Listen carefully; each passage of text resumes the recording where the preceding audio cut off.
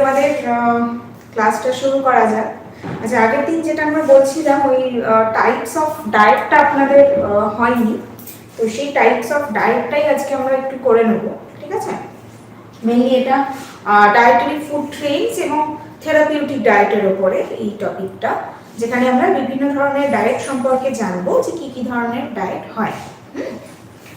তো basically dietary food trend যদি আমরা বলে থাকি, তো আমরা কিছু কিছু যখন আমরা ডায়েট প্ল্যান করছি তখন আমরা কিছু কিছু বিষয়ের উপরে জোর দিই। সেই বিষয়গুলো কীরকম, যেটা হচ্ছে একটা মানুষের ডেইলি রিকোয়ারমেন্ট কীরকম থাকে, সেই ডেইলি রিকোয়ারমেন্টটা ডিপেন্ড করছে তার সারাদিনের কাজের উপর। তার সারাদিনের কাজ মিনস সে কতক্ষণ, একটা মানুষ সেই 24 ঘন্টার মধ্যে সে কতক্ষণ সে ঘুমোচ্ছে, কতক্ষণ হাঁটছে, কতক্ষণ কথা বলছে, কতক্ষণ ফিজিক্যালি অ্যাক্টিভ থাকছে, কতক্ষণ সে আলাদা করে এক্সারসাইজ করছে, ঠিক আছে? এই প্রত্যেকটা জিনিসের উপরে ডিপেন্ড করে এবং সে কোন রিজিয়নে বিলং করছে বা কোন কান্ট্রিতে সে থাকছে। ওকে, এই প্রত্যেকটা জিনিস কিন্তু ডিপেন্ড করে একটা মানুষের ডেইলি রিকোয়ারমেন্টটাকে আইডেন্টিফাই করার জন্য। এবং তার এজ, এটাও ভীষণ ইম্পর্টেন্ট যে তার এজটা কীরকম। অর্থাৎ একটা বাড়িতে একটা বাচ্চা থাকলে তার যে রিকোয়ারমেন্টটা থাকে, ফুড রিকোয়ারমেন্ট, অবশ্যই করে একটা অ্যাডাল্ট পার্সনের সেটা থাকছে না। তো সেই ফ্যাক্টরগুলোর উপরে ডিপেন্ড করে কিন্তু আমাদের ডেইলি রিকোয়ারমেন্টটাকে মেনটেন করতে হয়। এই ডেইলি রিকোয়ারমেন্টের মধ্যে আমরা যখন কিছু কিছু ফুড সম্পর্কে জানছি, তার মধ্যে প্রথম একটা ফুড থাকে, সেটা হচ্ছে ফাংশনাল ফুড। এই ফাংশনাল ফুড কথাটার মানে কি? ফাংশনাল ফুড মানে হচ্ছে এমন একটা ফুড যেটার থেকে আমরা প্রতিটা নিউট্রিয়েন্টস পাবো, ঠিক আছে? প্রত্যেকটা নিউট্রিশনাল বেনিফিট, অর্থাৎ ওই ফুডটার মধ্যে যে নিউট্রিশনটা রয়েছে, যে নিউট্রিয়েন্টসগুলো রয়েছে, যে পুষ্টি উপাদানগুলো রয়েছে, তার সম্পূর্ণ উপকারিতাটা আমরা পাচ্ছি, পুরো বেনিফিটটা পাবো।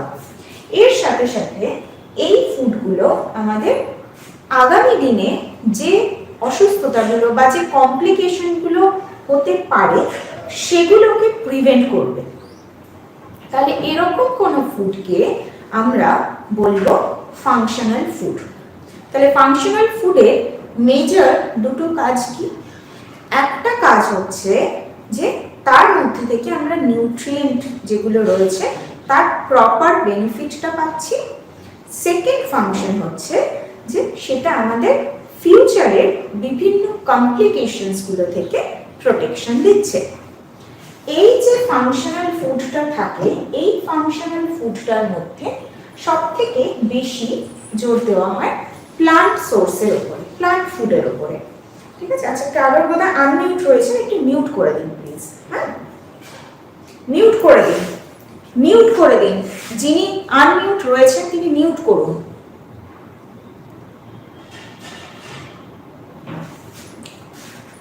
এর মধ্যে এই যে প্লান্ট বেসড সোর্সটা রয়েছে, এই প্লান্ট বেসড যে সোর্সগুলো, সেগুলোর মধ্যে থেকে কিন্তু আমরা ম্যাক্সিমাম অ্যামাউন্টে এই বেনিফিটগুলো পেয়ে থাকি। কারণ প্লান্ট বেসড সোর্সের মধ্যে আমরা মেইনলি বিভিন্ন ধরনের নিউট্রিয়েন্টস, ফাইটোকেমিক্যালস, অ্যান্টিঅক্সিডেন্টস এই সব কিছু পাই, ঠিক আছে? তো প্লান্ট বেসড ফুডকে আমরা মোটামুটিভাবে ন্যাচারালি অকারিং ফাংশনাল ফুড বলতে পারি। এরপরে আসে কনভেনশনাল ফুড। কনভেনশনাল ফুড হচ্ছে এমন একটা ফুড যেটা ওই ফাংশনাল ফুডের মতোই, কিন্তু সেই ফাংশনাল ফুডটা যখন আমাদের বডিতে আরো বেটার ওয়েতে কাজ করতে পারছে, সেইটাকে বলা হবে কনভেনশনাল ফুড। এটা কিরকম? ধরুন একটা ভেজিটেবলস নেওয়া হয়েছে, ঠিক আছে, বা একটা হোল গ্রেন নেওয়া হয়েছে এবং সেই হোল গ্রেনটাকে, একটা দানা শস্য, আপনি সেটাকে গ্রাইন্ড করে সেটাকে আপনি রেগুলার বেসিসে নিচ্ছেন। সেই দানা শস্যটাকে যখন আমরা ফার্মেন্ট করে দিচ্ছি, যেটা প্রোবায়োটিকে রূপান্তরিত হচ্ছে, সেটাকে ভিজিয়ে রেখে যখন সেটা ফার্মেন্টেশন হচ্ছে, গাঁজানো পদ্ধতি যেটাকে বলা হয়, তো সেই ফার্মেন্টেশনের ফলে সেই দানা শস্যের মধ্যে থাকা যে পুষ্টি উপাদানগুলো তাদের বেনিফিটটা আরো অনেকটা বেড়ে যাচ্ছে। তাহলে তখন সেটা হয়ে যাবে কনভেনশনাল ফুড। এবং এই যে আমরা প্লান্ট সোর্স বলছি, প্লান্ট সোর্সে যেরকম দানা শস্য রয়েছে সেরকম ফল সবজিও রয়েছে। তো দানা শস্যের তুলনায় যখন কেউ ফল বা সবজি নিচ্ছে তার যে নিউট্রিয়েন্ট কন্টেন্টটা সেটা অনেক বেটার ভাবে আমাদের বডিতে আসছে। কারণ দানা শস্য হয়তো আমরা কাঁচা চিবিয়ে খেতে পারবো না, কিন্তু ফল বা সবজি সেটা আমরা কাঁচা চিবিয়ে খেতে পারছি। তাহলে তার থেকে আমি ওটাই তো বলছি, এখনো তো কনভেনশনাল ফুড নিয়েই বলে যাচ্ছি। তো এই যে ফল বা সবজি তার থেকে আমরা বেনিফিটটা বেশি পাচ্ছি, তাহলে সেই জিনিসগুলোকে আমরা বলছি কনভেনশনাল ফুড। অর্থাৎ এমন কোনো ফুড যেটা ফাংশনাল ফুডের উপকারিতাটাকে আরো বেশি বাড়িয়ে দিচ্ছে, ঠিক আছে, সেগুলোকে আমরা বলবো কনভেনশনাল ফুড। তার মধ্যে বিভিন্ন প্রোবায়োটিককে আমরা রাখতে পারি কনভেনশনাল ফুডের মধ্যে। পরে যেটা আসে সেটা হচ্ছে মডিফাইড ফুড। এই মডিফাইড কথাটার মধ্যে থেকেই কিন্তু আমরা বুঝতে পারছি মডিফাই কথাটার মানে কি, একটা খাবার যার মধ্যে ওই একটা স্পেশাল কোনো একটা নিউট্রিয়েন্টস যেটা ছিল না, আমরা সেই নিউট্রিয়েন্টটাকে ওই খাবারের মধ্যে অ্যাড করেছি। তাহলে সেটা আমি কি করলাম, খাবারটাকে মডিফাই করে দিলাম। হ্যাঁ, খাবারটাকে আবার নতুন করে আমি তৈরি করলাম। তাহলে এই অবস্থাটাকে বা এই ফুডটাকে আমরা বলবো মডিফাইড ফুড। এই মডিফাইড ফুডটাকে আরেকটা নামেও বলা হয়, সেটা হচ্ছে ফর্টিফাইড ফুড।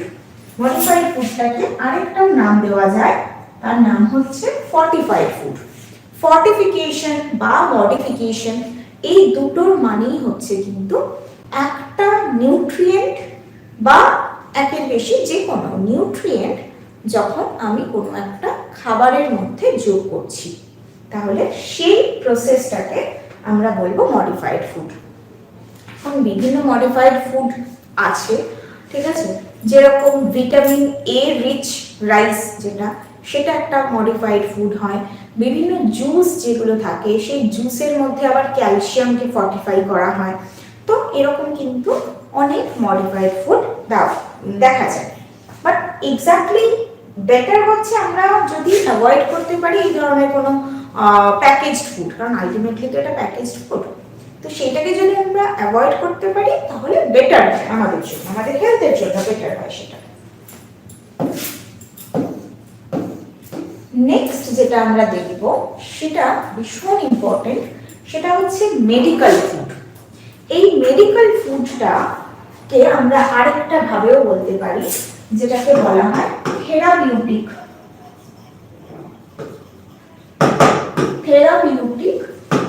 ডায়েট, ঠিক আছে। মেডিকেল ফুড বা থেরাপিউটিক ডায়েট মানেই হচ্ছে পথ্য। আমরা অসুস্থ হলে আমরা যেটা বলি যে পথ্য দেওয়া একজন কাউকে, তো রোগীর পথ্যটাকেই বলা হয় মেডিকেল ফুড বা থেরাপিউটিক ফুড। অর্থাৎ এমন একটা খাবার যেই খাবারটার মাধ্যমে কোনো একটা সমস্যাকে আমরা ট্রিট করতে পারবো, কোনো একটা স্পেসিফিক কোনো একটা সমস্যা, কোনো একটা স্পেসিফিক ডেফিসিয়েন্সি, সেগুলোকে যখন ট্রিট করা হয়, সেগুলোকে যখন কিওর করা হচ্ছে, তাহলে সেই বিষয়টাকে বলা হবে মেডিকেল ফুড বা থেরাপিউটিক ডায়েট। অর্থাৎ যেই খাবারের মাধ্যমে যেই খাবারগুলোর মাধ্যমে এই সমস্যাটাকে সারানো হচ্ছে তাকে আমরা বলবো থেরাপিউটিক ডায়েট। আর যে খাবারগুলো আমি যোগ করলাম সেই খাবারগুলোকে আমি বলে দিচ্ছি মেডিকেল ফুড।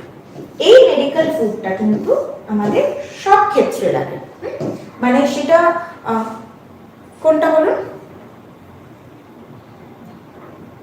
মেডিকেল ফুড হচ্ছে এমন একটা ফুড যেটার মাধ্যমে, যেই খাবারগুলো দেওয়ার মাধ্যমে আমাদের শরীরে যে সমস্যাগুলো হয়েছে সেগুলোকে আমরা ঠিক করতে পারবো, সেগুলোকে সারিয়ে দিতে পারবো, সেগুলোকে প্রতিরোধ করতে পারবো, সেই অবস্থাটাকে বলা হবে মেডিকেল ফুড, ঠিক আছে।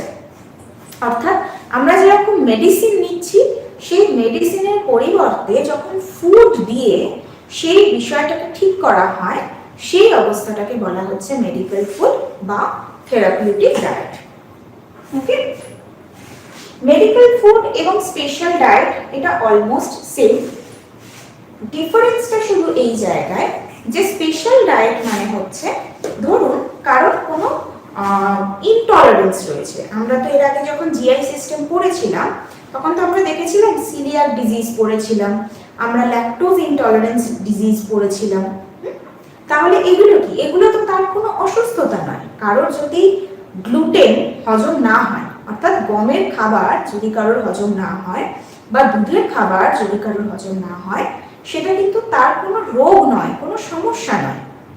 এটা তার বডির একটা বিশেষ কন্ডিশন বলতে পারি। তো সেই ক্ষেত্রে আমি তাকে যে খাবারটা দিচ্ছি, অর্থাৎ কারোর যদি গ্লুটেনে অ্যালার্জি থাকে, আমি অবশ্যই করে তাকে গম বর্জন করতে বলবো। গমের যে কোনো খাবার, আর রুটি মানে আটা, ময়দা, সুজি যা যা রয়েছে সেইগুলো আমাকে তাকে বাদ দিতে হবে। তাহলে এইটা হচ্ছে তার জন্য স্পেশাল ডায়েট। আমি সবাইকে আমার বলার প্রয়োজন নেই যে না তোমার সিমুই খাওয়া যাবে না, সুজি খাওয়া যাবে না, আটা খাওয়া যাবে না, এটা বলার প্রয়োজন নেই। কিন্তু যার সেই খাবারটা হজম হচ্ছে না তাকে তো আমি সেটা দিতে পারবো না, তাকে আমি সেটা কখনোই বলতে পারবো না। তাহলে সেটা হয়ে গেল তার স্পেশাল ডায়েট। বোঝা গেছে? এত অবধি বোঝা গেছে সবার? কোনটা বলবো, কোনটা বলবো? আপনি কতটুকু বুঝলেন বলুন স্পেশাল ফুডের? আপনি কতটুকু বুঝলেন সেটা বলুন আগে।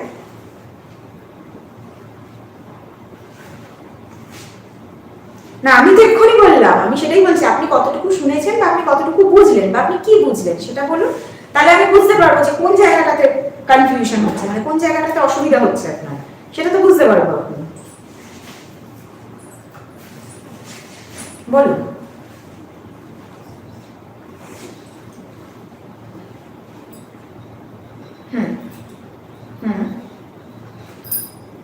হ্যাঁ, এটাকেই বলা যাবে স্পেশাল ফুড।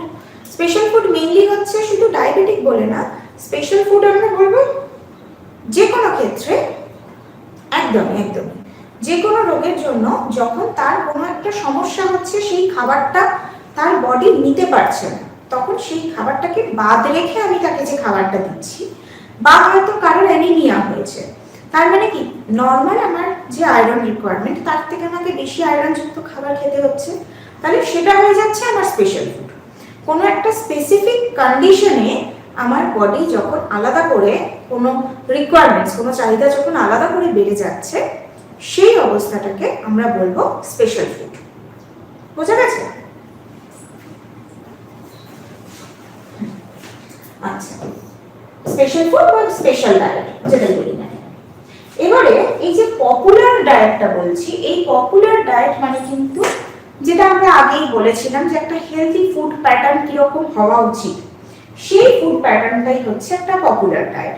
ইউজুয়ালি আমরা পপুলার ডায়েটের মধ্যে কি করি, আমরা যদি এইটা একটা ফুড পিরামিড ধরে নিই, ফুড পিরামিড, একটা পিরামিড কিরকম হয়, এই যে এইরকম হচ্ছে, মানে তার যে নিচের যে এই বেসটা, এটা সব থেকে বেশি, এই বেসটা সব থেকে বেশি, মানে আমরা সারাদিনে সব থেকে বেশি এই নিচের এই বেসটার মধ্যে ফার্স্ট স্টেজটাতে যে খাবারগুলো রাখবো, এরকম খাবার রাখতে হবে যেটা আমরা সব থেকে বেশি খাবো, সেরকম খাবার রাখবো।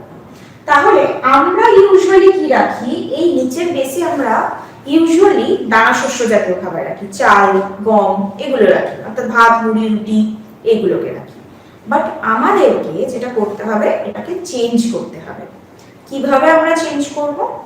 নিচের বেসটার মধ্যে আমরা রাখবো ফল আর সবজিকে, অর্থাৎ সারাদিনে আমরা ফল আর সবজির পরিমাণটা বাকি যে কোনো খাবারের তুলনায় বেশি খাবো। ওকে, তার ঠিক পরের স্টেজে তার থেকে কিছুটা কম আমাদেরকে নিতে হবে গ্রেনস, দানা শস্য। এই দানা শস্যটা হতে হবে হোল গ্রেনস, কোনো পলিশিং নেই সেটাতে, সেই রকম দানাশস্য আমরা নিচ্ছি পরের স্টেজটাতে।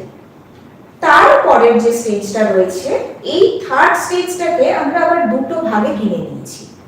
এমনিতেই এটার পরিমাণটা কম, সেখানেও আমরা দুটো ভাগে ভেঙে নিয়েছি, অর্থাৎ যতটুকু না হলেই নয়। এবার কেউ যদি একদম সুস্থ থাকছে, তার কোনো সমস্যা নেই, তাদের জন্য হচ্ছে এই স্টেজটা, যেখানে আমরা তাদের গুড অ্যানিমাল সোর্স নেওয়ার কথা হতে পারে। গুড অ্যানিমাল সোর্স এটাও কিন্তু অপশনাল, যদি তারা নিতে চায়। সেই অ্যানিমাল সোর্সের মধ্যে কি থাকছে? সেই অ্যানিমাল সোর্সের মধ্যে আমরা মেইনলি রাখবো ওমেগা 3 রিচ ফুড এবং প্রোবায়োটিক ফুডকে। এটা যদি অ্যানিমাল সোর্স থেকে আমরা প্লান্ট সোর্সে রিপ্লেস করতে চাই, তাহলে সেইটাও কিন্তু আমরা আবারও এই নিচের সোর্সটা থেকে পাবো। অর্থাৎ এই সোর্সটার মধ্যে এই সোর্সটাকে আমরা পুরোপুরি বাদ দিয়ে, ঠিক আছে, এই যে সোর্সটা রয়েছে এই সোর্সটাকে বাদ দিয়ে আমরা পরের সোর্সটাতে আসতে পারি। অর্থাৎ এই সোর্সটা থেকে আমরা যেটা পাচ্ছিলাম সেটা আমরা এইটা থেকে পাবো এবং এই সোর্সটা থেকে পাবো।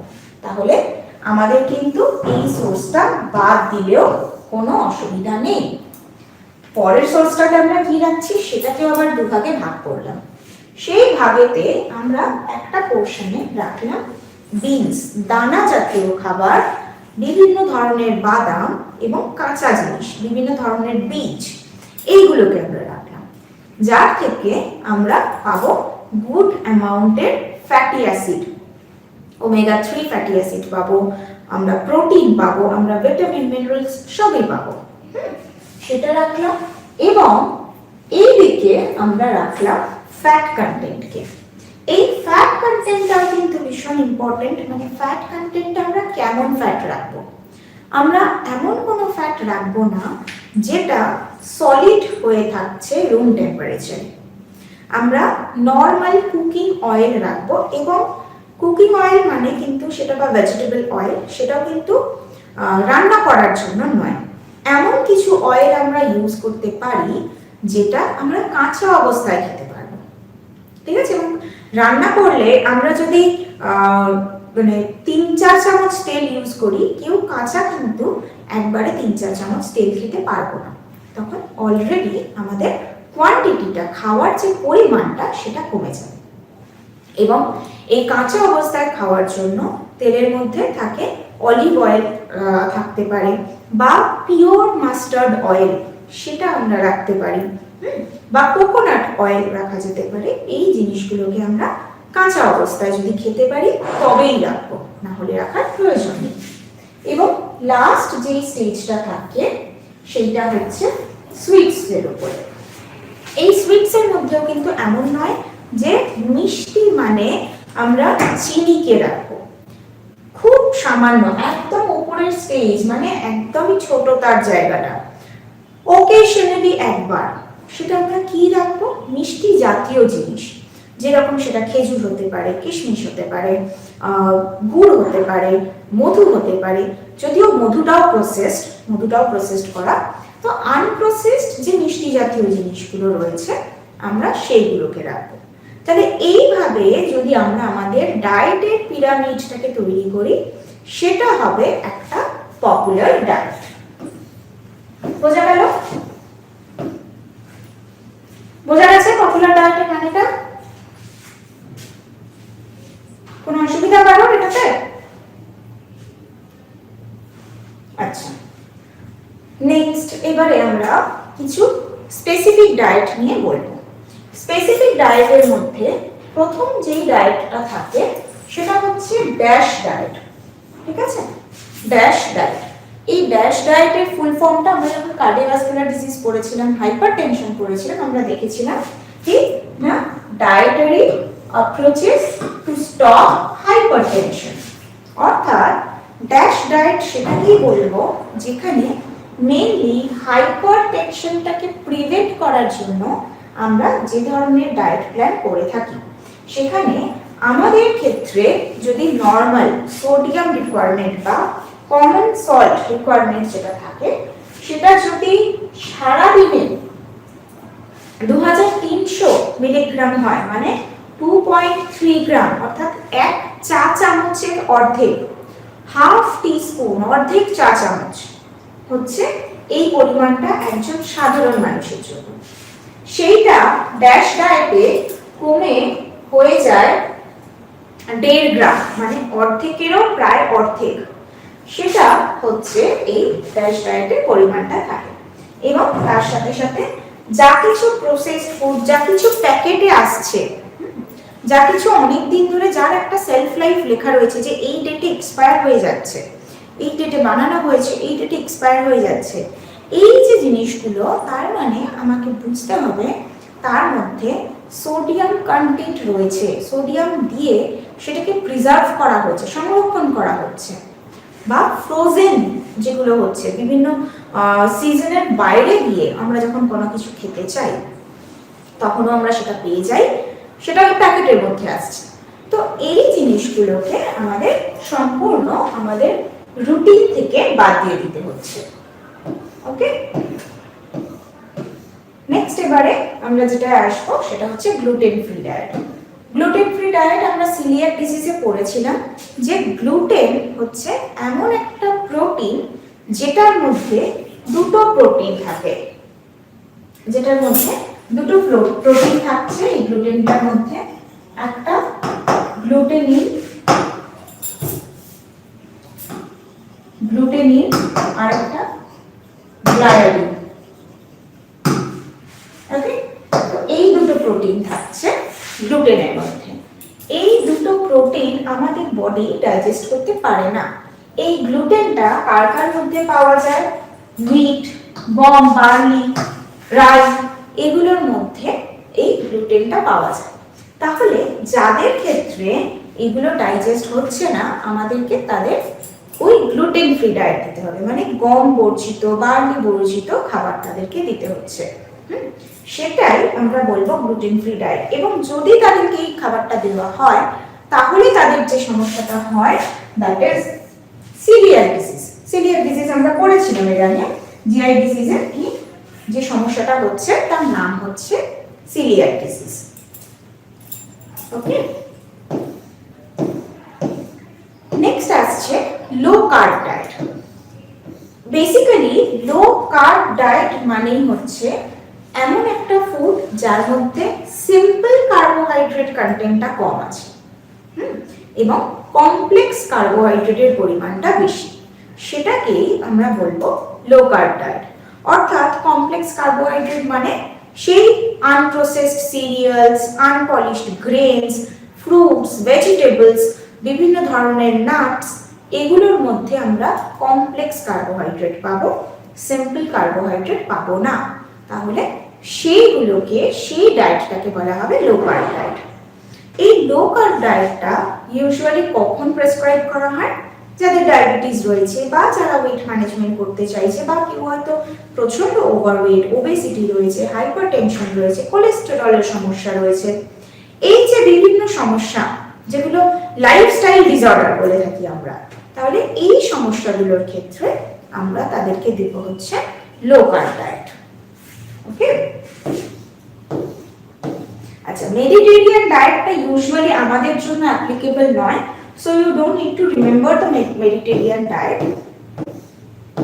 নেক্সট আমরা যদি র ফুড ডায়েটে বলি, তাহলে র ফুড ডায়েটটাও সেই এমন কোনো খাবার যেটা আমরা মেইনলি কাঁচা খেতে পারবো। সেটা শসা হতে পারে, গাজর হতে পারে, টমেটো হতে পারে, বিট হতে পারে, নারকেল হতে পারে, তারপরে কাঁচা পেঁপে হতে পারে, বাঁধাকপি হতে পারে। যা যা খাবার আমরা কাঁচা খেতে পারবো সেগুলোই পরে র ফুড ডায়েটের মধ্যে। এবং ফল তো রেসপেক্টিভ অফ এনি ফ্রুটস, আমরা তো সমস্ত ফল তো কাঁচা খেতেই পারি। তাহলে র ফুড ডায়েটটা সেই ফুডগুলোকে বোঝায় যেগুলো মেইনলি আমরা সারাদিন ধরে কাঁচা খেতে পারবো। ঠিক আছে, এইগুলোর মধ্যে কারোর কোনো ডাউট? এগুলোর মধ্যে কারোর কোনো প্রশ্ন আছে? কারোর থেকে কোনো রেসপন্স পাচ্ছি না তো, একটা শুধু থামস আপ দেখলাম। ঠিক আছে, আচ্ছা বেশ। এরপরে আমরা দেখব হচ্ছে ভেজিটেরিয়ান ডায়েট আর ভেগান ডায়েট। আচ্ছা, এইটা কি এর আগে বলেছিলাম? এইগুলো কি এর আগে হয়েছিল? এই ভেজিটেরিয়ান হয়নি তো? ঠিক আছে। আচ্ছা, তাহলে ভেজিটেরিয়ান ডায়েট আর ভেগান ডায়েট দুটো কথা শুনতে একই রকম লাগছে, যে ভেজিটেরিয়ান আর ভেগান দুটোই তো সেম। তাহলে ডিফারেন্সটা কোথায়? ডিফারেন্সটা হচ্ছে যে আমরা যখন এই ভেজিটেরিয়ান ডায়েটের একটা পার্ট হচ্ছে ভেগান ডায়েট। কিরকম?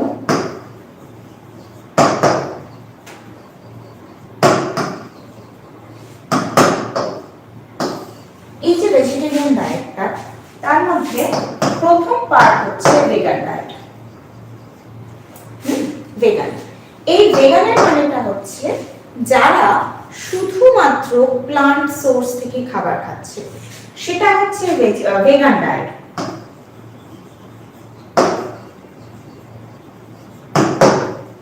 তাহলে শুধুমাত্র যারা প্লান্ট সোর্স থেকে খাবার নিচ্ছে তাদেরকে আমরা বলবো ভেগান ডায়েট। সেখানে মানে প্রাণীজাত কোনো খাবার নেই, এমনকি দুধ বা দুগ্ধ জাতীয় খাদ্য কিচ্ছু নেই, সেটা হচ্ছে ভেগান, সম্পূর্ণ ভেগান। ভেজিটেরিয়ান ডায়েটের সেকেন্ড টাইপটা হয় lacto vegetarian.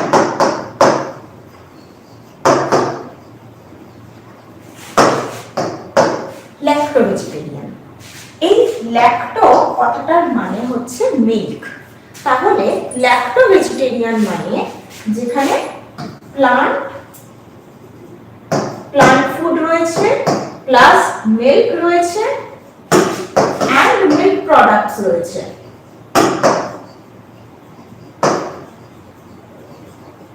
That is known as lacto-vegetarian.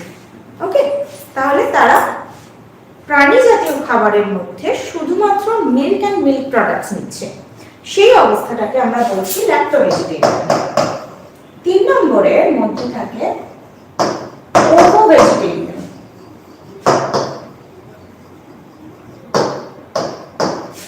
এইখানে এই ওভো কথাটা এগের সাথে রিলেটেড।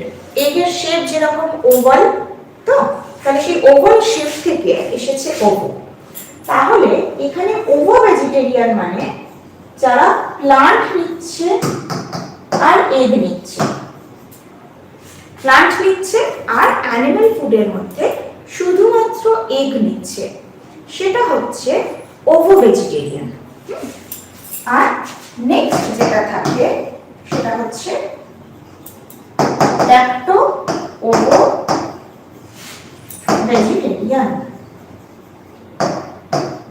ওকে, ল্যাক্টো ওভো ভেজিটেরিয়ান তার মানে কি এখানে ল্যাক্টো রয়েছে মানে মিল্ক এন্ড মিল্ক প্রোডাক্টস নেবে, ওভো রয়েছে মানে এগ নেবে, ভেজিটেরিয়ান মানে প্লান্ট নেবে। তাহলে ল্যাক্টো ওভো ভেজিটেরিয়ান বলতে আমরা কি বুঝবো? যেখানে প্লান্ট নিচ্ছে, এগ নিচ্ছে প্লাস মিল্ক নিচ্ছে প্লাস মিল্ক প্রোডাক্টস নিচ্ছে।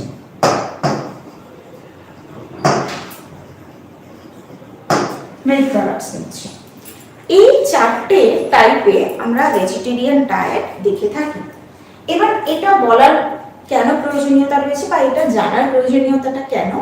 কারণ ধরুন কোনো কারোর সাথে আপনি কথা বলছেন এবং তিনি আপনাকে বললেন যে আমি ল্যাক্টো ভেজিটেরিয়ান, ঠিক আছে, বা তিনি আপনাকে বললেন না না আমি তো ওভোটেরিয়ান বা ওভো ভেজিটেরিয়ান। ওভোটেরিয়ানও বলা হয়, ওভো ভেজিটেরিয়ানও বলা হয়। তো তার মানে কি আপনাকে বুঝতে হবে, আচ্ছা সে ওভো ভেজিটেরিয়ান মানে সে শুধুমাত্র এগ নেয়, সে কিন্তু মিল্ক প্রোডাক্টস নেয় না। আপনি তাকে বললেন যে না না তোমার তো শুধুমাত্র প্লান্ট সোর্স থেকেই খাবার খাওয়া উচিত, তোমার কিন্তু কোনো মিল্ক অ্যান্ড মিল্ক প্রোডাক্টস নেওয়া উচিত না। তাহলে সে ভাববে যাক বাবা আমি তো মিল্ক প্রোডাক্টস খাই না, আমি তো বললামই আমি ওভো ভেজিটেরিয়ান, তারপরেও এই কথাটা আমায় কেন বলছে? ঠিক আছে, এবার আপনি শুনলেন যে আচ্ছা ভেজিটেরিয়ান তো বললো, তার মানে সে নিশ্চয়ই কোনো অ্যানিমাল ফুড খায় না। আপনি তাকে তাহলে ও যে এগটা নিচ্ছে সেটাতে আপনি তাকে বারণ করলেন না। তার ফলে কি হচ্ছে, হয়তো সে একটা এমন কোনো সমস্যা নিয়ে এসেছে যেখানে সে তার ডাইজেশনের সমস্যা নিয়ে এসেছে আপনার কাছে, বাট আপনি শুনলেন সে ভেজিটেরিয়ান, বাট আপনি তাও তাকে অ্যানিমাল ফুডটা বন্ধ করতে বললেন না। তাহলে সেই জায়গায় কিন্তু একটা গ্যাপ তৈরি হয়ে যায়। এই জন্য এই জিনিসগুলোকে জানাটা প্রয়োজন। বোঝা গেল? এই টাইপস গুলো বোঝা গেছে সবার?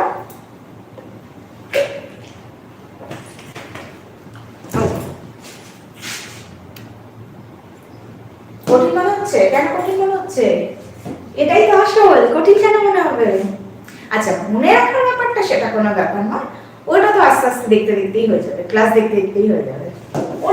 ওটাকে কঠিন ভাবলে চলবে না, ওটা একদমই কঠিন ভাবলে চলবে না।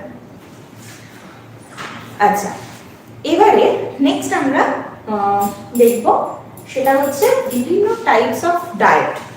ঠিক আছে?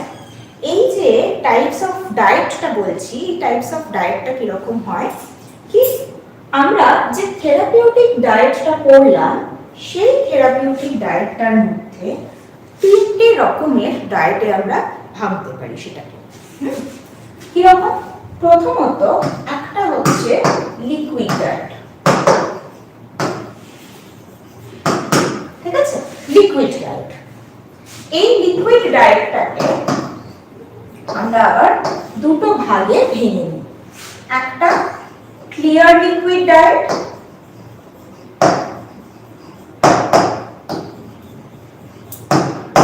ক্লিয়ার লিকুইড ডায়েট, আরেকটা হচ্ছে ফুল লিকুইড ডায়েট। অলরাইট, নেক্সট যে পার্টটা সেটা হচ্ছে সফট ডায়েট। ওকে, সফট ডায়েট। এবং থার্ড পার্টটা আসে নরমাল ডায়েট। নরমাল ডায়েট, এই তিনটে পার্টে ইউজুয়ালি একটা থেরাপিউটিক ডায়েট যেটা সেই বা মেডিকেল ফুড, এই তিনটে পার্টে হয়, তিনটে টাইপ হয় থেরাপিউটিক ডায়েটে। প্রথমে আমরা আসছি লিকুইড ডায়েটে। এই লিকুইড ডায়েটের মধ্যে, মানে লিকুইড ডায়েট মানে কি, পুরো জলীয় খাদ্য, হ্যাঁ, তরল খাবার যেটা। এই তরল খাবার বা তরল পথ্যের মধ্যে দুটো ভাগ থাকে, একটা ক্লিয়ার লিকুইড আর একটা ফুল ফ্লুইড। অনেক সময় লিকুইডকে ফ্লুইড ডায়েটও বলা হয়, মানে full fluid diet, clear fluid diet এরকমও বলা যায়। ঠিক আছে? দুটোই সেম। ক্লিয়ার লিকুইড মানে হচ্ছে আমরা, মানে লিকুইডটা কোথা থেকে পাচ্ছি, যদি কোনো ভেজিটেবলস বা ফ্রুট সেটাকে স্ম্যাশ করা হচ্ছে, সেটার যদি জুস বের করা হচ্ছে, তাহলে সেটাকে সম্পূর্ণরূপে ছেঁকে নিয়ে তার যে জলটা বেরোচ্ছে তার মধ্যে কোনো ফুড পার্টিকেল নেই, সেইটাকে বলা হবে ক্লিয়ার লিকুইড ডায়েট। একদম স্বচ্ছ স্বচ্ছ তরল পথ্য, সেটা হচ্ছে ক্লিয়ার লিকুইড ডায়েট। এবং ফুল লিকুইড ডায়েটটা হচ্ছে যেখানে আমি একটা ফ্রুট জুস করেছি, ভেজিটেবল জুস করেছি, কিন্তু সেটাকে আমি ছাঁকিনি, অ্যাজ ইট ইজ ওরকম রেখেছি, বাট স্টিল সেটাও একটা লিকুইড, তাহলে সেটাকে আমরা বলবো ফুল ফ্লুইড ডায়েট। ওকে, এবার দুটো ডিফারেন্স কি, মানে কেন দেওয়া হয় দুটো আলাদা আলাদা ভাবে। এই ক্লিয়ার লিকুইড ডায়েটের মধ্যে যেরকম আমরা ছেঁকে নেওয়া সবজি বা ফলের রস দেখছি, ঠিক সেরকমই ওআরএস থাকতে পারে, বা মানে যেগুলো একদম জলের মধ্যে গুলে যাচ্ছে, সেগুলো আমরা কিছু আর দেখতে পাবো না, সেগুলোকে আমরা এই ক্লিয়ার লিকুইড ডায়েটের মধ্যে দেখতে পাবো। বা ডালের জল ছেঁকে নেওয়ার পরে যে ডাল সেদ্ধর যে জলটা, সেইগুলো, এগুলো সব ক্লিয়ার লিকুইড ডায়েটে যায়। কেন দেওয়া হয়, কাদেরকে দেওয়া হয় এই ক্লিয়ার লিকুইড ডায়েট? যাদের ধরুন কোনো সমস্যা, এমন সমস্যা হয়েছে যেখানে সে খেতে পারছে না, খাবার সে খেতে পারছে না, হয়তো সে আনকনসিয়াস রয়েছে, হ্যাঁ, তার হয়তো স্যালাইন চলছে, বা সে যে খাবার চিবিয়ে খাবে সেই ক্যাপাসিটিটা তার নেই, সেই অবস্থায় তাদেরকে ক্লিয়ার ফ্লুইড ডায়েট দেওয়া হয়। কারণ এরকম হয়েছে যে কারোর প্রচন্ড মানে হাই লেভেলের আলসার হয়ে গেছে বডিতে, বা হয়তো গলায় কোনো ঘা হয়েছে, মুখে কোনো ঘা হয়েছে, সেই অবস্থায় তাকে এই ক্লিয়ার ফ্লুইড ডায়েটটা দেওয়া হচ্ছে। বা যদি কারোর ডায়রিয়া হচ্ছে, তার মানে সে কিন্তু কোনো ফাইবার রিচ কিছু খেতে পারবে না, সেই অবস্থায়, বা তার বমি হচ্ছে, ডিহাইড্রেটেড হয়ে গেছে বডি, সেই জায়গায় তাকে ক্লিয়ার ফ্লুইড ডায়েটটা দেওয়া হয়। এইটা হচ্ছে ফার্স্ট স্টেজ। এটা একদম সিভিয়ার কোন স্টেজ যদি কারণ হয় সেই স্টেজে এই ক্লিয়ার ফ্লুইড ডায়েটটা দিচ্ছি। সেকেন্ড স্টেজে থাকছে এই ফুল ফ্লুইড ডায়েট, এটা সেকেন্ড স্টেজে থাকে, যেখানে পেশেন্ট হয়তো কিছুটা এগুলো ইনটেক করতে পারবে, তখন তাকে ওই স্মুদি বা হয়তো ডাল যেটা বানানো হলো সেই ডালের স্যুপ দেওয়া হলো, কিন্তু ছেঁকে ডালের জল দেওয়া হলো না, ডালের স্যুপ দেওয়া হলো। হ্যাঁ, তো সেইগুলো হচ্ছে ফুল ফ্লুইড ডায়েটের মধ্যে পড়ছে। ওকে, তবে এইখানে একটা জিনিস মাথায় রাখতে হয় যে যেহেতু এগুলোকে লিকুইড ফর্মে দেওয়া হচ্ছে বা ছেঁকে নিয়ে দেওয়া হচ্ছে, এতে কিন্তু সবসময় সমস্ত নিউট্রিয়েন্টস গুলো পাওয়া যায় না। তাই জন্য যারা ক্লিয়ার লিকুইড ডায়েট নিচ্ছে তাদের এভরি 1 ঘন্টা অন্তর সেই জলটা দিতে হবে। যতটা সে খেতে পারবে, 1 কাপ হোক 1 গ্লাস হোক, যতটা সে খেতে পারবে, প্রতি 1 ঘন্টা অন্তর অন্তর তাকে কিন্তু ওই জলটা দিতে হচ্ছে।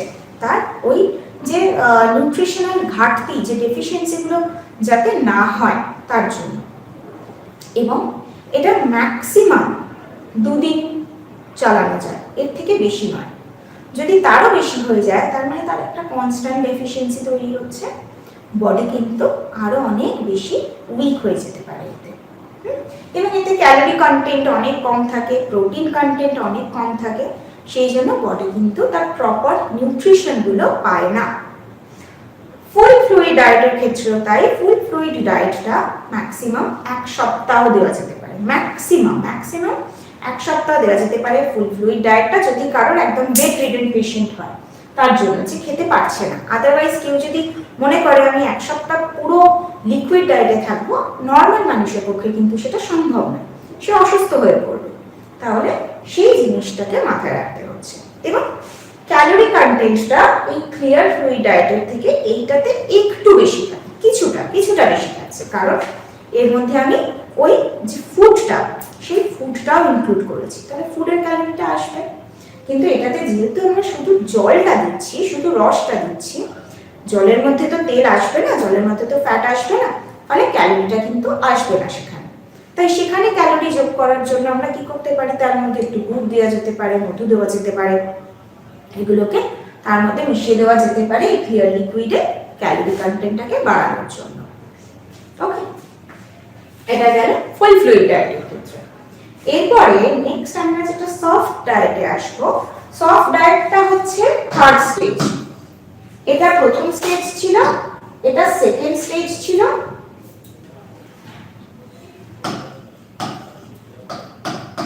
এটা সেকেন্ড স্টেজ ছিল, এই সফট ডায়েটটা হচ্ছে থার্ড স্টেজ। পেশেন্ট যখন আস্তে আস্তে স্টেবল হচ্ছে তখন তাকে আমরা সফট ডায়েট দেবো। এই সফট ডায়েট মানে নরম খাবার, এমন কোনো খাবার যেটা তাকে অনেক বেশি চিবিয়ে খেতে হবে না, সেটা কিন্তু তরল নয় কিন্তু সেটা নরম, তাকে চিবিয়ে খেতে হচ্ছে না অনেকটা, সেই ডায়েটগুলোকে বলা হবে সফট ডায়েট। এগুলো আমরা কাদের দিচ্ছি, এগুলো আমরা দিচ্ছি যাদের ধরুন প্রচন্ড অসুস্থতা, বা যাদের দাঁতের কোনো সমস্যা, মাড়ির কোনো সমস্যা, বা মুখের কোনো সমস্যা হয়েছে, বা গলায় খুব ব্যথা, হ্যাঁ, বা গলায় কোনো আলসার হয়ে গেছে, ক্যান্সার হয়েছে, এরকম যে সমস্যা, সেই জায়গাতে আমরা তাদেরকে সফট ডায়েট দিতে পারি। সেই সফট ডায়েটের মধ্যেও কিন্তু পরিচ থাকতে পারে, সফট ডায়েটের মধ্যে ডাল থাকতে পারে, ডাল স্যুপ থাকতে পারে, বিভিন্ন ভেজিটেবল দিয়ে বয়েলড ভেজিটেবল থাকতে পারে, বা ব্লাঞ্চড করা যে ভেজিটেবলসগুলো, স্টিম ভেজিটেবল ভাপানো, সেগুলো থাকতে পারে। এই প্রত্যেকটাই কিন্তু সফট ডায়েটের মধ্যে পড়বে, যেখানে আমাকে অনেক বেশি চিবিয়ে খেতে হচ্ছে না, যেই ফলগুলো আমাকে অনেক বেশি চিবিয়ে খেতে হবে না, সেইগুলো আমি সফট ডায়েটের মধ্যে রাখতে পারবো। এই সফট ডায়েটটা আমি কন্টিনিউ করতে পারবো, অসুবিধা নেই। লাস্ট যে স্টেজটা আসে সেটা হচ্ছে এই নর্মাল ডায়েট। নর্মাল ডায়েটটা যেটা আমরা আগে করে এলাম, যে নর্মালি একটা মানুষের যেরকম রিকোয়ারমেন্ট থাকছে, তার যখন এই সম্পূর্ণ স্টেজটা যখন সে ওভারকাম করে নিচ্ছে, তার কমপ্লিকেশনস গুলো যখন চলে যাচ্ছে, তখন সে back to the normal diet. ঠিক আছে, বোঝা গেছে এইটুকু? ডায়েট গুলো কিভাবে আসছে এটা বোঝা গেছে? কোনো ডাউট নেই তো কারো? বেশ, এরপরে যখন পিডিএফটা পড়বে তখন আরো ইজি লাগবে বিষয়টা, যে কিভাবে আমরা লিকুইড ডায়েট বা সফট ডায়েট অ্যাকচুয়ালি কিভাবে হচ্ছে সেটা বুঝতে পারবেন। আচ্ছা, এরপরে আরেকটা জিনিস সেটা দেখিয়ে দিই।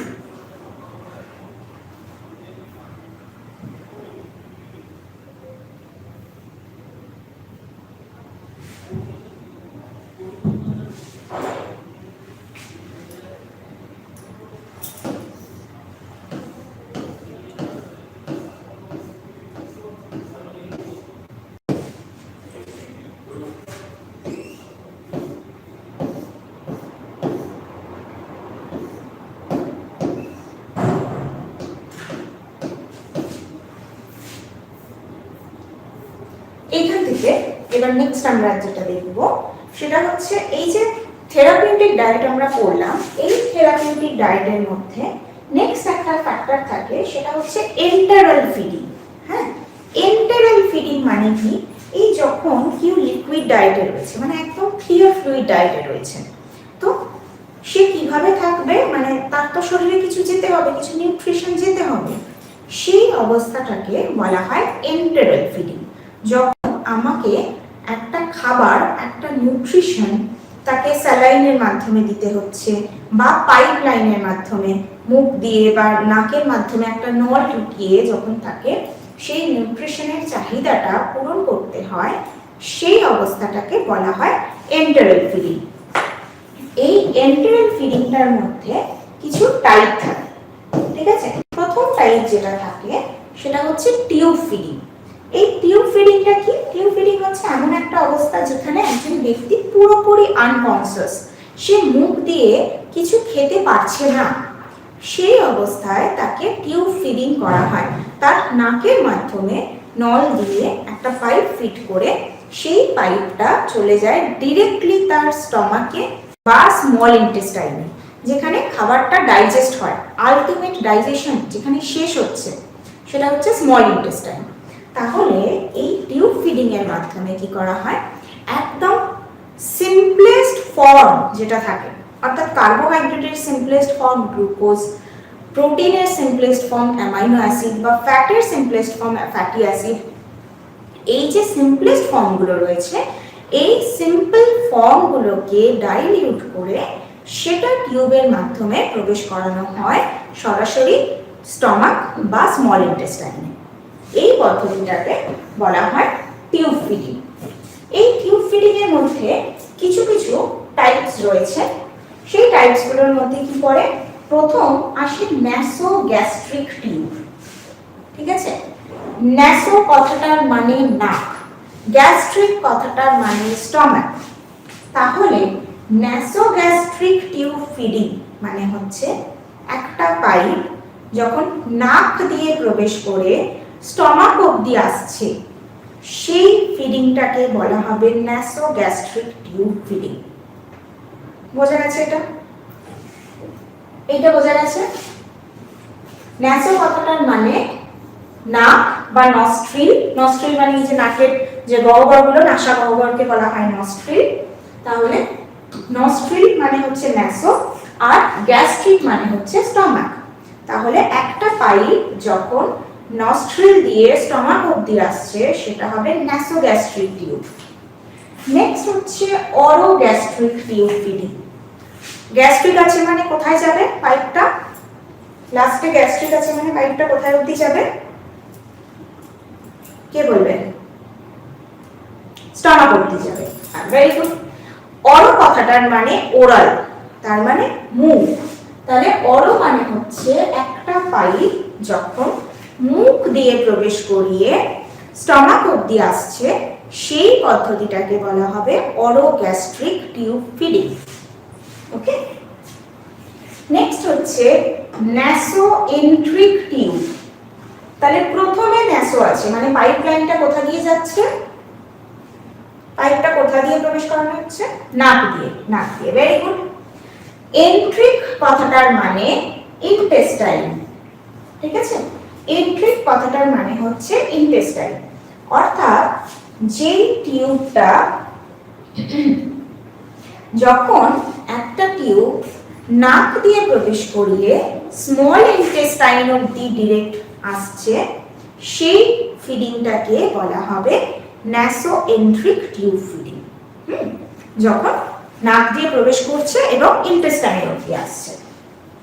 নেক্সট হচ্ছে অরোএন্ট্রিক। অরোএন্ট্রিক, ওকে। অরোএন্ট্রিক মানে তাহলে কি হবে? অরো মানে কি বললাম? ওরাল, মানে মুখ দিয়ে যাবে। এন্ট্রিক মানে ইন্টেস্টাইনে যাবে। তাহলে অরোএন্ট্রিক টিউব ফিডিং মানে কি হবে? Very good, very good. মুখ থেকে একটা পাইপ ডিরেক্ট ইন্টেস্টাইন অবধি যখন আসবে তখন সেইটাকে বলা হবে অরোএন্ট্রিক। এবং গ্যাস্ট্রোস্টমি। গ্যাস্ট্রোস্টমিটা কি? গ্যাস্ট্রোস্টমিক টিউবটা হচ্ছে যখন একটা ছোট মানে অ্যাবডোমেনের মাধ্যমে, ঠিক আছে, গ্যাস্ট্রো কথাটা মানে আমরা বললাম স্টমাক, এবং এই যে স্টমি, স্টমি মানে হচ্ছে বাইরে থেকে আলাদা করে ইনজেক্ট করা। তাহলে এমন কোনো একটা নিডল যেটা বা ওই চ্যানেল, যেটা একটা চ্যানেল করা হচ্ছে স্টমাকের আশেপাশে কোথাও বা অ্যাবডোমেনের কাছে, পেটের কাছে কোথাও, যেটা ডিরেক্ট স্টমাকের সাথে কানেক্ট হচ্ছে, সেইটা হবে গ্যাস্ট্রোস্টমি টিউব। অর্থাৎ একটা স্মল কোনো কিছু একটা, সেটা অ্যাবডোমেনের সঙ্গে, অ্যাবডোমেন থেকে ওই চ্যানেলটা ক্রিয়েট করা হচ্ছে ডিরেক্ট স্টমাক অবধি, সেইটাকে বলা হবে গ্যাস্ট্রোস্টমি, ওকে। এবং জেজুনোস্টমি মানে হচ্ছে যখন আবারও ওই অ্যাবডোমেনের সাথে, অ্যাবডোমেন থেকে চ্যানেলটা ক্রিয়েট করা হচ্ছে, স্টমি মানে বললাম অ্যাবডোমেন, তো অ্যাবডোমেন থেকে চ্যানেলটা ক্রিয়েট করা হয়েছে এবং যেহেতু জেজুনোস্টমি তার মানে জেজুনামে ডিরেক্ট আসছে।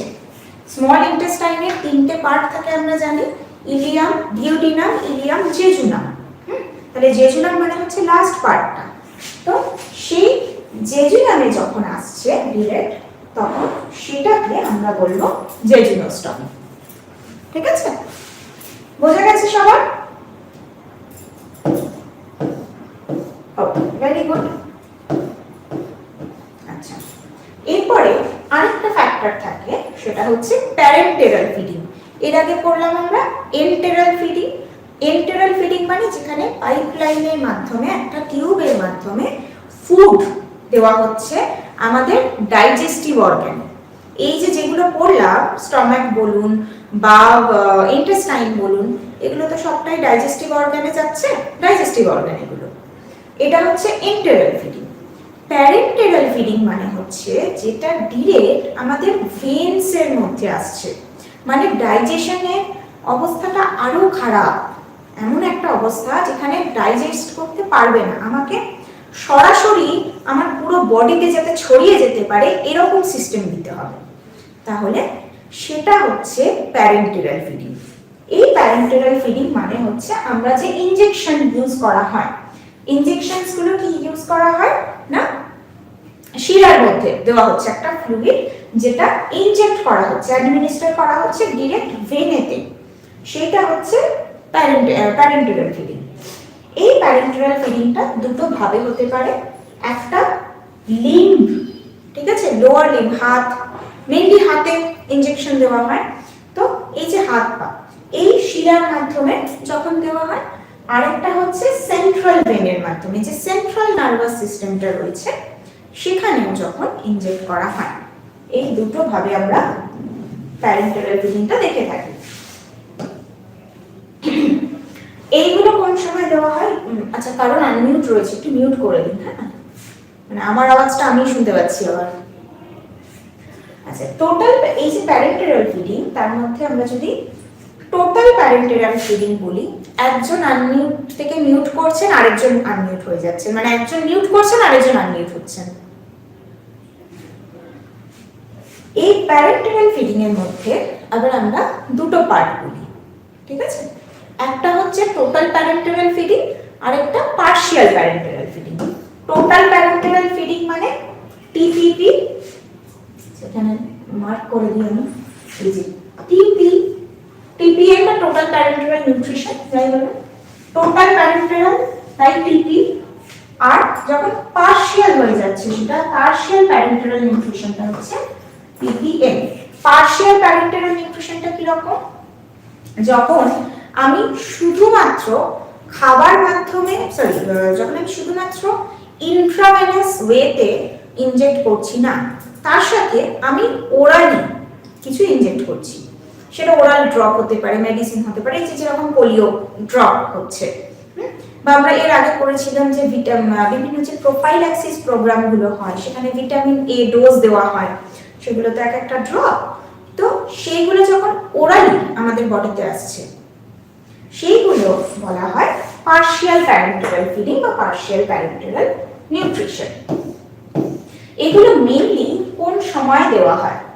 মেইনলি হচ্ছে যাদের ধরুন সিভিয়ার কন্ডিশন রয়েছে এমন যেখানে ইমিডিয়েট অ্যাকশন লাগবে, যেরকম শর্ট বাউল সিনড্রোম, বারবার মানে ডায়রিয়া হয়ে যায়, প্রচন্ড হাই লেভেলে ডায়রিয়া হয়েছে, ডিসেন্ট্রি হয়ে গেছে তার, হ্যাঁ, বা পাইলস হয়েছে, ফিস্চুলা হয়েছে, এই যে সমস্যাগুলো, বা কোনো গ্যাস্ট্রিক ব্লিডিং হচ্ছে, ইন্টারনাল ব্লিডিং হয় বলে না, সেরকম ইন্টারনাল ব্লিডিং চলছে, বডি কোনো কিছু অ্যাবজর্ব করতে পারছে না, তাহলে সেই অবস্থাগুলোকে আমরা এই ফুডগুলো মানে প্যারেন্টাল ফিডিংটাকে ইনক্লুড করা হয়। বুঝে গেছে? এখানে এইগুলোই রয়েছে, বোঝা গেছে তো? এটা কোনো ডাউট? কোনো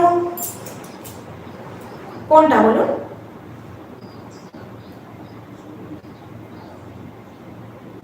প্যারেন্টাল ফিডিংটা মানে হচ্ছে যখন আমরা ইমিডিয়েট অ্যাকশনটা নিচ্ছি, তাহলে সেই ইমিডিয়েট অ্যাকশনটা আমরা কখন নেব? যখন আমার বডিতে প্রচন্ড একটা ডেফিসিয়েন্সি তৈরি হয়ে গেছে, সেই সময় আমাদের ইমিডিয়েট অ্যাকশন নিতে হচ্ছে, বা প্রচন্ড একটা কমপ্লিকেশন হচ্ছে, যেরকম শর্ট বাউল সিনড্রোম, ভীষণ ডায়রিয়া হয়ে গেছে, বা প্রচন্ড ডিসেন্ট্রি হয়েছে, প্রচুর ভমিটিং হচ্ছে, বা ধরুন প্রচন্ড মাথা ঘুরছে, হ্যাঁ, বা ইন্টারনাল ব্লিডিং হচ্ছে, গ্যাস্ট্রিক মানে স্টমাকের ইন্টারনাল ব্লিডিং হচ্ছে, হ্যাঁ। তো এই যে সিচুয়েশনগুলো, বা ব্লাড ক্লট হয়ে গেছে বডিতে, তাহলে ব্লাড ফ্লো হতে পারছে না, ব্লাড ফ্লো যদি হতে না পারে তাহলে সেল অবধি তো নিউট্রিশন পৌঁছতে পারছে না, তখন এই শিরার মাধ্যমে নিউট্রিশনগুলোকে ভালো করে দেওয়া হচ্ছে। তাহলে এই যে সিচুয়েশনগুলো, যেগুলো সিভিয়ার সিচুয়েশন, সেখানে এই প্যারেন্টাল ফিডিংটাকে ইনক্লুড করা হয়। ঠিক আছে? এবার এই যে জিনিসটা আমরা পড়লাম, মানে এই যে টাইপস অফ ফিডিং গুলো আমরা পড়লাম, এই টাইপস অফ ফিডিংটা কিন্তু আমাদের রেগুলার রুটিনে কাজে লাগার জন্য নয়, এটা মেইনলি হসপিটাল প্রিপারেশনস। ঠিক আছে? যারা হসপিটালে থাকছেন তাদের জন্য এগুলো প্রয়োজনীয়তা থাকে, কিন্তু যেহেতু আমরা নিউট্রিশন নিয়ে পড়ছি, তো আমাদেরকে এগুলো জেনে রাখা দরকার যে কি কি ধরনের মানে টেকনিক্স থাকে, ফিডিং টেকনিক্স কি কি ধরনের থাকে, সেটা আমাদের জেনে রাখা দরকার, তাহলে আমরা প্র্যাকটিসিং এর সময় এটা ইজি হয়ে যায় বিষয়গুলো। ঠিক আছে? আর কারো কোনো ডাউট নেই তো এটা থেকে?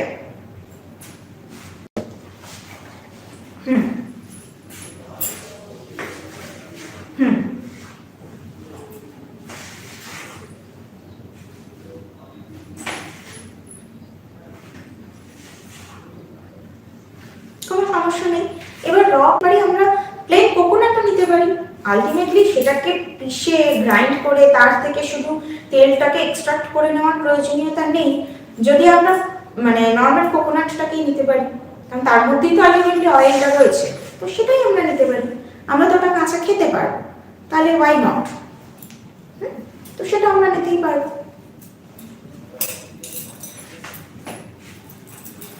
আচ্ছা, আর কোনো ডাউট এটা থেকে? ওকে, আচ্ছা বেশ, তাহলে এরপরে আমরা এক সপ্তাহ একটা টাইম দিচ্ছি। ঠিক আছে? আমাকে পিসিওডির জন্য একটা রিভিশন ক্লাসের কথা আমি পেয়েছিলাম, তো তাহলে আমরা এই যে এক সপ্তাহ টাইমটা রয়েছে, এই এক সপ্তাহ টাইমের মধ্যে আপনারা দেখে নিন যে এরকম আর কোনো কিছুর প্রয়োজন আছে কিনা আপনাদের। নেক্সট বৃহস্পতিবার আমরা আরেকটা ক্লাস রাখছি পিসিওডি নিয়ে, এবং তার মধ্যে যদি আরো কিছু জিনিস আমরা অ্যাড করতে পারি, মানে শুধুমাত্র পিসিওডির ক্লাসটা নয়, আরো কয়েকটা টপিক নিয়ে আমরা নেক্সট বৃহস্পতিবার একটা রিভিশন ক্লাস রাখবো। ঠিক আছে? এই এক সপ্তাহের মধ্যে আপনাদের একটা টাইম পেয়ে যাবেন দেখে নেওয়ার যে আর কোনো টপিক নিয়ে এরকম সমস্যা হচ্ছে কিনা। ঠিক আছে? হ্যাঁ হ্যাঁ, কোনটা? কালকে অফ রইল। হ্যাঁ, না না না না না না না, ওটা লাস্ট ক্লাস না, তারপরে ক্লাস হবে, আরো 1-2টো ক্লাস হবে। ঠিক আছে? আমি বুঝতে পারছি না আপনার কথা কিছু। এই তারিখটা এখনো ডিসাইড হয়নি। ওটা মোটামুটি মে মাসের লাস্ট উইকে অথবা জুনের ফার্স্ট উইক এরকম নাগাদ হবে। ঠিক আছে? আর কোনো প্রশ্ন কারো?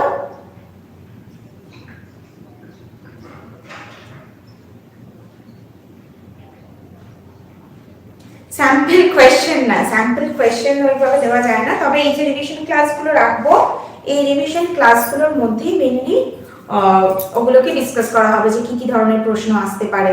আর অ্যাকচুয়ালি প্রশ্নটা কিন্তু যেহেতু ফাইনাল এক্সাম, মানে এমন নয় যে ভীষণ স্ট্রেট কোয়েশ্চেন এলো, সেটা কিন্তু নয়। আপনারা এতদিন ধরে যেগুলো বুঝেছেন, বোঝার উপরে প্রশ্নটা থাকবে কিন্তু, মানে অবশ্যই পড়ার মধ্যে থেকে, কিন্তু স্ট্রেট কোয়েশ্চেন নয়। মানে স্ট্রেট কোয়েশ্চেন ধরুন আমি বললাম আচ্ছা এন্টারাল ফিডিং মানে হচ্ছে ড্যাশ, কি না খাওয়ার মাধ্যমে ফিডিং, এটা নয়। ধরুন এরকমই এলো খাওয়ার মাধ্যমে একটা ফিডিং হচ্ছে, তো এটা কি ধরনের ফিডিং এর মধ্যে আসবে, এই ধরনের প্রশ্ন ঘুরিয়ে কিন্তু প্রশ্ন থাকবে। ঠিক আছে? এবার সবগুলোই যে ঘুরিয়ে থাকবে সেটাও যেরকম নয়, সবগুলো যে স্ট্রেট কোয়েশ্চেন থাকবে সেটাও নয়, একটু সবকিছু আপনাদের ফিল্ড ওয়ার্ক রিলেটেড প্রশ্ন থাকবে বেশি।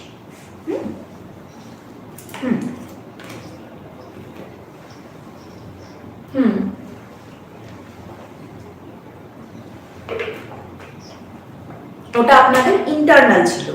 ইন্টারনাল হচ্ছে আপনাদের প্র্যাকটিসের জন্য, যে পরীক্ষার ধরনটা কেমন হয়, কিরকম ধরনের প্রশ্ন আসে, সেই জন্য ইন্টারনালগুলো নেওয়া হয়। নেক্সট এটা হচ্ছে আপনাদের ফাইনাল। ফাইনালের 4টে টার্ম যেটা থাকবে, মানে 4টে পেপার থাকবে। ঠিক আছে? 4টে পেপার, মানে এক একটা পেপার 25 নাম্বার করে, 30 মিনিটের সময়, তো টোটাল 4টে পেপার থাকবে। বুঝতে পেরেছেন? না না, আলাদা আলাদা আলাদা আলাদা করেই হবে। আলাদা আলাদা মানে ধরুন এক একটা পেপারের জন্য এক একটা ফিক্সড ডেট আর কি দিয়ে দেওয়া হবে, সেইভাবে পরীক্ষাটা হবে। মানে এমন নয় যে 4টে পেপার আপনাদের একসাথে বসে মানে 2 ঘন্টাতেই কমপ্লিট করতে হবে, এরকম নয়। সেটা আমরা দেখছি, আমরা ডিসাইড করছি, ওটারই আমাদের আলোচনা চলছে যে পেপারগুলো আমরা কিভাবে রাখবো। তবে এরকমটা নয় যে 4টে পেপার আপনাদের একসাথে পরীক্ষা হবে, সেটা নয়। 4টে পেপার আপনারা আলাদাভাবে দিতে পারবেন। ঠিক আছে?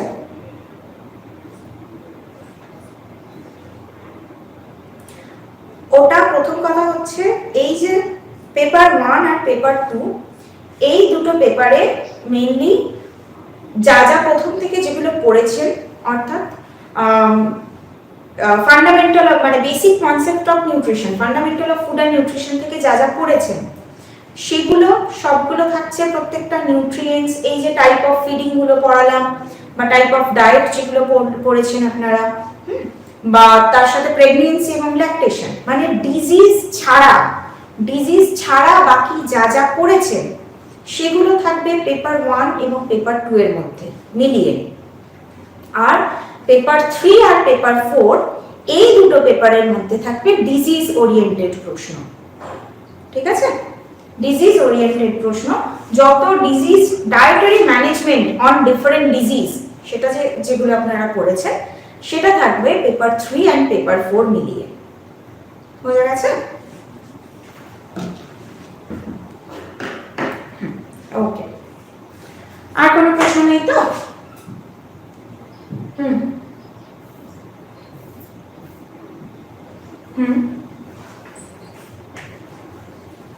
টু গ্লুকোজ ইউনিট, হ্যাঁ।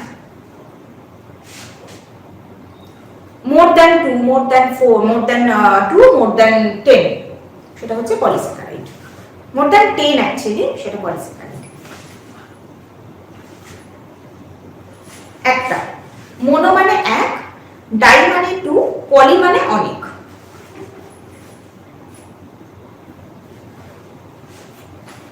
আর কোনো ডাউট? ওকে,